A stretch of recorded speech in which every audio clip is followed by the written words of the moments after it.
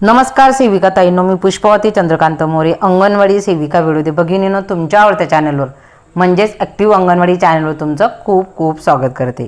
आता सध्या मदतनीस ताई या कामावर आहेत आणि अशा परिस्थितीमध्ये मदतनीस ताई यांना पोषण ट्रॅकर ॲप्लिकेशनमध्ये हे जे काम आहे, एक डेली ट्रॅकर आणि एक होम विजिट, ह्या दोन गोष्टी ह्या करायच्या आहेत। बाकीचं काम अंगणवाडी सेविका कुठेही असतील तर त्या फोनमध्ये करू शकतात, कारण होम विजिटला लोकेशन ट्रेस होतं। त्याच्यामुळे होम विजिट ही आपल्या ज्या गावामध्ये आहात तुम्ही, ज्या गावाचं लोकेशन म्हणजे ज्या गावामध्ये तुमची अंगणवाडी आहे तर त्या गावातच जवळपास परिसरामध्ये तुम्हाला ती होम विजिट भरायची आहे। अंगणवाडीत पण नाही, घरी पण तुम्ही भरले तरी चालेल, पण हे काम त्या गावातच करायचं आहे। त्याच्यामुळे सेविका जर कुठं बाहेरगावी गेल्या असतील आणि तुमची जर गृहभेट ही मिसमध्ये किंवा उशिरामध्ये जाईल तर मग नक्की तुमचं ते काम चुकीचं दिसेल। त्याच्यामुळे मदतनीस ताईंनी हा व्हिडिओ व्यवस्थित बघा, अगदी सोपा आहे।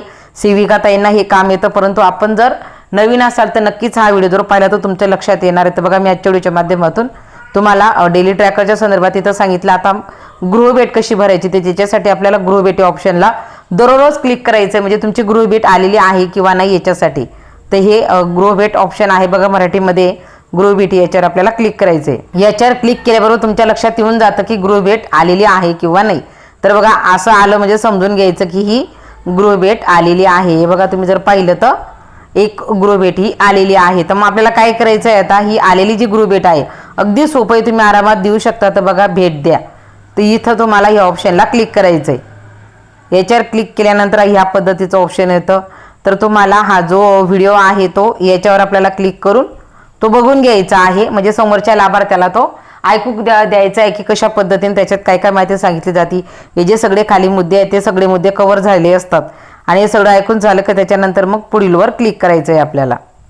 तर बघा, पुढीलवर क्लिक करायचं आहे। पुढीलवर क्लिक जाऊन त्याच्यानंतर आता हे बाळ जे आहे हे 6 महिन्याचं आहे, 6 महिन्याच्या बाळाला गृहभेट आहे। तर मग त्याला प्रश्न असतील, हे प्रश्न खूप महत्त्वाचे आहेत। बघा, पहिला प्रश्न आहे, हे प्रश्न व्यवस्थित वाचायचे। बघा, पहिला प्रश्न आहे, आई गेल्या महिन्यापासून केवळ स्तनपान करत आहे का, म्हणजे 6 महिन्यापर्यंत निव्वळ स्तनपान हे दिलं जातं। त्याच्यामुळे त्यांना विचारायचं आणि त्याच्यानुसार उत्तर द्यायचं। पण मुळात ज्यावेळेस अंगणवाडी सेविका कार्यक्रम घेत असते किंवा गृहभेटीला जात असते तेव्हा सांगत असते की 6 महिन्यापर्यंत निव्वळ स्तनपान, त्याच्या व्यतिरिक्त वरचं काहीच दिलं जात नाही। त्याच्यामुळे लाभार्थी हा नुसतं स्तनपानावर असतो, त्याच्यामुळे होय। त्याच्यानंतर दुसरा प्रश्न आहे, अर्ली चाइल्ड स्टिम्युलेशन। तर बघा, याच्यासाठी उभे राहून आधार देऊन बसल्यावर मूल आपले डोके स्थिर ठेवते का, हा प्रश्न आईला विचारायचा किंवा आपण जेव्हा बघतो तेव्हा आपल्या लक्षात येतं। तर माझ्याकडचं ज्या बाळाचं मी भरते तर त्याचं होय आहे, म्हणजे ते बसते, मी कंडिशन स्वतः पाहिलेली। त्याच्यानंतर मूल आपले डोके आवाजाच्या दिशेने वळवते का, म्हणजे त्याला आवाज केला तर आवाजाकडे तो लगेच लक्ष त्याचं वेधलं जातं का, लगेच बघतो का। तर हे आपण स्वतः तिथं गेलो का आपण डेमो करून पाहायचं। आता मी बाळाचा पाहिला तर छानपैकी रिॲक्ट करतं, लगेच आवाजाकडे आकर्षित होतं।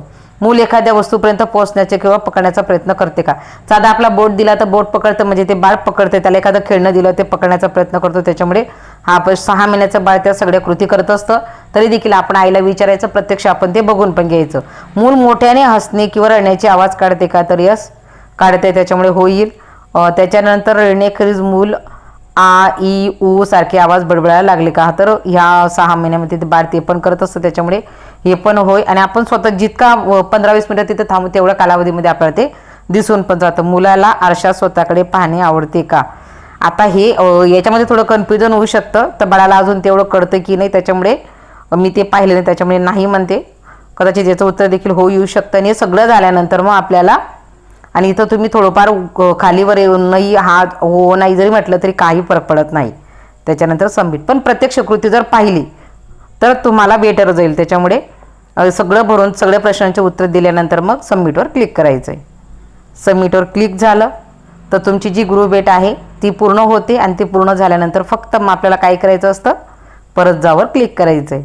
परत जावर क्लिक केलं तर आपण आपल्या याच्यावर येतो, म्हणजे तुमची एकही गृहभेट बाकी नाही। अशा पद्धतीने पोषण ट्रॅकर ॲप्लिकेशनमध्ये गृहभेट आपल्याला द्यायची। आता सध्या मदतनीस ताई कामावर आहेत, त्याच्यामुळे मी हा व्हिडिओ केला आणि मग आपल्या काही ताईंची मागणी पण होती। आणि आपलं एप्रिलपर्यंतचं, मार्चपर्यंतचं केंद्राचं देखील मानधन येऊन गेलेलं आहे, एप्रिलचं बाकी आहे, ते पण काही थोड्या कालावधीमध्ये येण्याची शक्यता आहे। एवढंच आजच्या व्हिडिओच्या माध्यमातून सांगते। व्हिडिओ आवडला तर लाईक करा, चॅनल अजून नवीन असेल तर सबस्क्राईब करायला विसरू नका। धन्यवाद।